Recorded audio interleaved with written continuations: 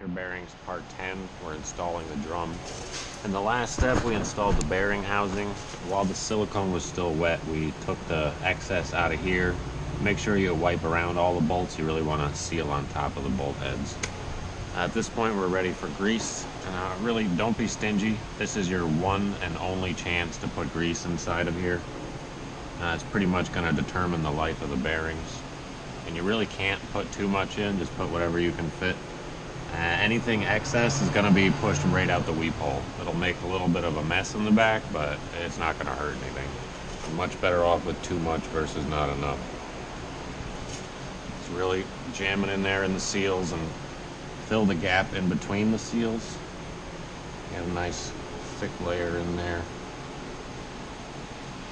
And then you really don't need much, just while there's a little grease on your glove, just go ahead and apply it to the sleeve so it's nice and slick when you install it.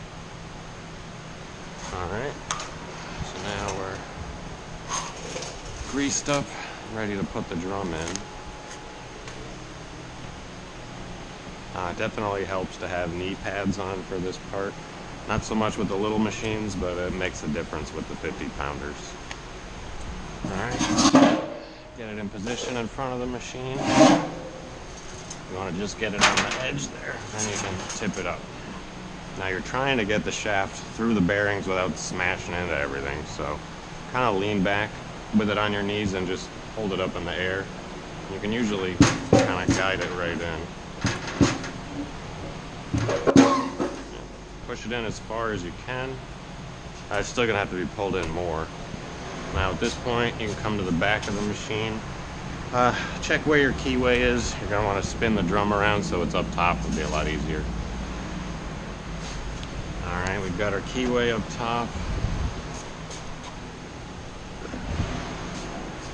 Wipe any big globs of grease over here. Alright, you're going to take your key and pound it back into place.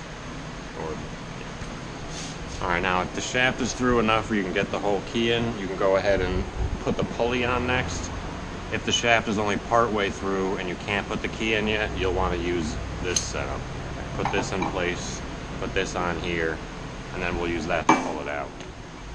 But since we were able to get the key on, you can go ahead and take your pulley. Make sure you want the smaller end with the notch in it facing the machine. Go ahead and set that right on your key. It's only going to hang on the edge there. Take your basket puller tool, whether you made it or bought it, thread it as far into the drum as it'll go.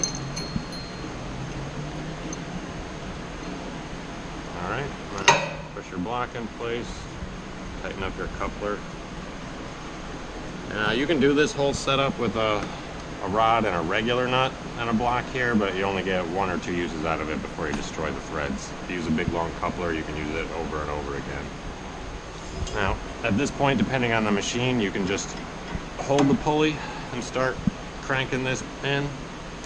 If it gets to be too hard or you feel like you're bruising your palms, you can take a pipe and pretty much lock it in place like so, and then just turn the pulley, use it for leverage.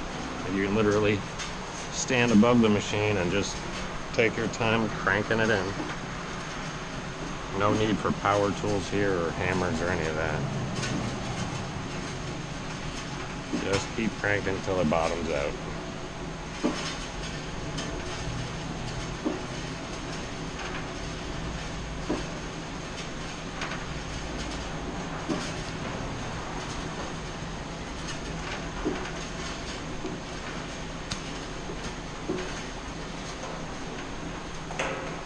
Alright, you'll hear it hit bottom. Go ahead and back this out so you can check the depth. Alright, you can see here, it's almost flush. You're never going to get it perfectly flush. As long as it's about 1/8 of an inch out, you're good. You can go ahead and remove this tool. Pulley's in place. Go ahead and put your original bolt back on. And crank that down. Alright, at this point the drum is installed.